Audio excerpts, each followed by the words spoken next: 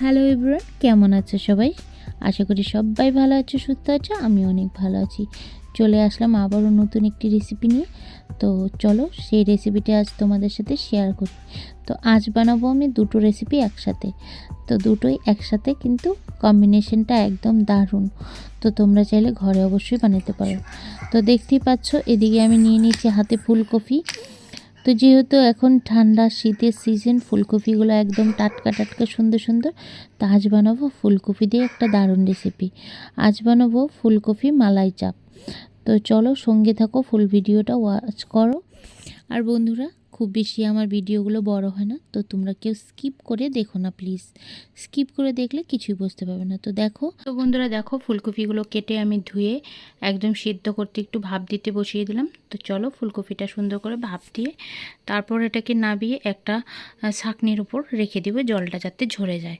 তো জলটা ঝরে যাওয়ার পরে কপিগুলো কিন্তু আমি ভেজে নেব। তো সঙ্গে থাকো, ফুল ভিডিওটাও আছে। তো বন্ধুরা দেখো, এদিকে আমি পেঁয়াজ কুচিয়ে নিয়েছি গোটা কয়েক কাজু, নারকোল, আদা কুচি, রসুন আর লঙ্কা, আর সাথে আছে টক দই অল্প পরিমাণে। এদিকে দেখো কড়াই বসিয়ে দিয়েছি, কড়াইতে তেলও দিয়ে দিয়েছি, তেলটা গরম হয়ে গেছে। এর মধ্যে আমি ঢেলে দেবো কুচনো পেঁয়াজগুলো। তো পেঁয়াজগুলো দিয়ে সুন্দর করে আমি একটু লাল লাল করে বেরেস্তা বানিয়ে নেব পেঁয়াজের। তো সঙ্গে নিয়ে নিয়েছি গুঁড়ো মশলাতে আছে ধনে গুঁড়ো, জিরে গুঁড়ো, আর আছে গরম মশলা গুঁড়ো, আর আছে কাশ্মীরি রেড চিলি পাউডার আর গোলমরিচ, আর নিয়েছি একটু চিনি। আর এদিকে নিয়ে নিয়েছি ফোড়নে দেব এলাচ, লং, আর এক টুকরো দালচিনি আর তেজপাতা, জিরে। তো এটা হবে ফোড়ন। তো চলো এদিকে পেঁয়াজগুলো অল্প লাল লাল হয়ে গেছে, আমি পেঁয়াজগুলো নামিয়ে ফুলকপিটা ভাজা করতে বসিয়ে দিই। দেখো ফুলকপিটা লাল লাল করে ভেজে নিয়েছি খুব সুন্দর করে। আর এদিকে কড়াতে আমি আর একটু তেল দিয়ে তার উপর একটু ঘি দিয়ে দিলাম। আমি কিন্তু বন্ধুরা পুরো রান্নাটা সাদা তেলে করছি, তোমরা চাইলে সর্ষের তেল বা ঘি ইউজ করতে পারো। তো দেখো আমি দুটো মিক্স করিয়ে করছি। আর এদিকে দেখো মশলা করার জন্য আমি নিয়ে নিয়েছি আদা, রসুন আর লঙ্কা, এটা একটা পেস্ট করে। তো বন্ধুরা দেখো আমার মশলাটা করা কমপ্লিট হয়ে গেছে। এখন আমি তেলের উপর দেখো দিয়ে দিলাম তেজপাতা, আর দিয়ে দিলাম গোটা গরম মশলা, আর সঙ্গে আছে একটু জিরে আর একটা শুকনো লঙ্কা দিয়ে বেস্ট ফোড়নটা দিয়ে নিলাম তেলে। আর তারপর দিয়ে দেবো সেই বেটে রাখা মশলাটা, আদা রসুন আর লঙ্কার পেস্টটা। তো এটা দিয়ে কিছুক্ষণ কষিয়ে নিয়ে এর মধ্যে আমি দিয়ে দিলাম একটু নুন পরিমাণ মতন। আর এদিকে দেখো আছে গুঁড়ো মশলাটা দেখিয়েছিলাম তোমাদেরকে। আছে হলো কাশ্মীরি রেড চিলি পাউডার, ধনে পাউডার, জিরে পাউডার, গরম মশলা গুঁড়ো, আর একটু চিনি। তো স্বাদ অনুযায়ী সব কিছু অ্যাড করতে হবে। তো দেখো এদিকে দিয়ে নিয়েছি বেরেস্তার সঙ্গে আমি পেস্ট করে নিব মানে নারকেলটা, আর আছে কাজু। তো গোটা কয়েক কাজু নিয়েছি, নারকেল নিয়েছি, আর পেঁয়াজটা সুন্দর করে এখন আমি এই বেরেস্তাটা পেস্ট করে নেব। পেস্ট করে এই কষানো মশলাটার মধ্যেই কিন্তু আমি ঢেলে দেবো। তো চলো দেখো এদিকে মশলাটা সুন্দর কষে আসছে, এর মধ্যে পেস্ট করা মশলাটা ঢেলে দিলাম। তো চলো এটা দিয়ে কিছুক্ষণ কষিয়ে নিয়ে তারপর আমি এর মধ্যে অ্যাড করে দেবো কিন্তু একটু টক দই। তো টক দইটা 1 চামচ মতন আমি সুন্দর ফেটিয়ে রেখেছিলাম অল্প। তো এটা দিয়ে কিছুক্ষণ কষিয়ে নিয়ে এর মধ্যে ঢেলে দেবো সেই ভেজে রাখা ফুলকপিটা। তো ফুলকপিটা দিয়ে আরও কিছুক্ষণ কষাবো বন্ধুরা। আর এটা রাঁধতে কিন্তু খুব বেশি একটা সময় লাগে না, মানে মশলাটা যেতটুকুন। আর মশলাটা কিন্তু বন্ধুরা যেটা বাটা মশলা সেটা একদম স্মুথ, একদম প্লেন করতে হবে। এটার মধ্যে কিন্তু কোনো দানা থাকলে ভালো লাগবে না খেতে। তো বন্ধুরা এ পর্যায়ে আমি কফির মধ্যে ঢেলে দেবো একটু লিকুইড দুধ। তোমরা চাইলে কিন্তু কোকোনাট মিল্কও ইউজ করতে পারো, আর চাইলে তোমরা গুঁড়ো দুধও ইউজ করতে পারো। তো আমার কাছে লিকুইড মিল্ক ছিল, সেটা আমি ইউজ করছি। আর এটা একদম ফুল ক্রিম মিল্ক কিন্তু। তো চলো আমি এটাকে কিছুক্ষণ কষিয়ে নিয়ে তারপর এর মধ্যে একটু জল অ্যাড করে দেবো মিক্সি বাটিটা ধুয়ে। তো এটা মোটামুটি কষা কমপ্লিট হয়ে গেছে। আর একটু ফুটে উঠলেই এর মধ্যে আমি ভেজে রাখা কাসুরি মেথি অ্যাড করবো অল্প। তো কাসুরি মেথিটা হাতে ঘষে আমি একটু দিয়ে দিলাম, এটাতে কিন্তু দারুণ একটা সেন্ট হয়, খেতেও খুব ভালো লাগে। তো চলো বন্ধুরা, আমার রান্নাটা আজকের মতো পুরোপুরি কমপ্লিট। আশা করি তোমাদের ভিডিওটা ভালো লাগবে। দেখো নামাবার শেষে আমি একটু দিয়ে দিলাম ধনেপাতা, আর বাটিতে নামিয়ে আমি একটু দুধের স্বর ফেটিয়ে এটাকে সুন্দর করে একটু ডেকোরেশন করে নিয়েছি। দেখতে কেমন লাগছে? দেখতে যেমন সুন্দর লাগছে, খেতেও কিন্তু তেমনই টেস্টি হয়েছে। তো অবশ্যই ঘরে একবার ট্রাই করো, ঘরে বানিয়ে সবাইকে খাওয়াও, পরিবারের সকলে কিন্তু এটা অনেক আনন্দ সহকারে খাবে।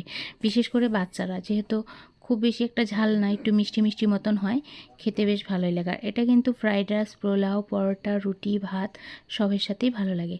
তো চলো নেক্সট কী বানাচ্ছি সেটা তোমাদের সাথে। তো বন্ধুরা নেক্সট বানাচ্ছি আমি ফ্রাইড রাইস। আজ বলেছি তোমাদের সাথে দুটো রেসিপি শেয়ার করব। তো চলো, আবারও কড়াইতে সাদা তেল দিয়ে দিয়েছি, তার মধ্যে একটু ঘি দিয়ে দিলাম। তো সবার প্রথমে দেখো ঘি দিয়ে তেল আর ঘিটা একসঙ্গে গরম হয়ে গেলে এর মধ্যে আমি দিয়ে দেবো কিছু পরিমাণে ড্রাই ফ্রুটসটা আমি আগে ভেজে নেব। তো ড্রাই ফ্রুটসটা ভেজে নিয়ে এখানে আছে কাজু আর কিশমিশ। কাজু কিশমিশটা ভেজে তুলে নিয়ে তারপর এর মধ্যে দিয়ে দিচ্ছি তেজপাতা, গোটা গরম মশলা, আর আমি দিচ্ছি একটু ফোড়নে জিরে। তো আমি ফ্রাইড রাইসে জিরে ব্যবহার করলাম, তোমরা চাইলে নাও করতে পারো, একবার করে দেখো, ভালো লাগে বেশ। তো এদিকে দিয়ে দিচ্ছি কিছুটা বড় বড় করে কেটে রাখা পেঁয়াজ, আর এটা সোমবারে দেবো, তো সোমবার দিয়ে ভালো করে এর মধ্যে কেটে রাখা সবজিগুলো অ্যাড করে দেব। তো দেখো ফোড়নটা যখন একটু লাল লাল ভাজা হয়ে যাবে পেঁয়াজ টেয়াজগুলো, তার মধ্যে অ্যাড করে দিলাম আমি কেটে রাখা গাজর, বিনস আর আছে ফুলকপি। তো এটাকে সুন্দর করে একটু ভেজে নেব, হালকা হালকা ভেজে নিয়ে তারপর আমি কিন্তু খুব বেশি একটা সবজি এর মধ্যে ইউজ করছি না। তো এখানে দেখো হালকা ভেজে নিয়ে আমি এর মধ্যে স্বাদ মতো নুন ইউজ করছি, নুন দিয়ে দিলাম। তো স্বাদ মতো নুন দিয়ে তারপর দেখো এটাকে আরেকটু নাড়াচাড়া করে লাল লাল করে ভেজে নিলাম। এখন এই পর্যায়ে আমি দিয়ে দিচ্ছি চিনিটা দিয়ে, আর তারপর ড্রাই ফ্রুটসগুলো দিয়ে খুব সুন্দর করে মিশিয়ে নেব, আর কিছু দিয়ে দিলাম চেরা কাঁচা লঙ্কা। তো দেখো এটাকে সুন্দর করে ভেজে নিয়ে তারপর এর মধ্যে আমি আগে থেকে করে রেখেছিলাম ভাতটা। তো ভাতটাকে এখন সুন্দর করে এর মধ্যে মিক্স করে দেব। হয়ে গেল একদম ঝটপট সহজ পদ্ধতিতে ফ্রাইড রাইস। তোমরা কে কীভাবে করো অবশ্যই কিন্তু জানিও, আমি কিন্তু ঘরে এভাবেই করে থাকি। তো খেতেও বেশ ভালো হয়, ঝরঝরে একদম ফ্রাইড রাইস। আর শেষে দিয়ে দিলাম একটু গরম মশলা। তো বন্ধুরা দেখো এর মধ্যে আমি একটু গরম মশলা অ্যাড করছি, যাতে এটা স্মেলটা আরও সুন্দর হয়।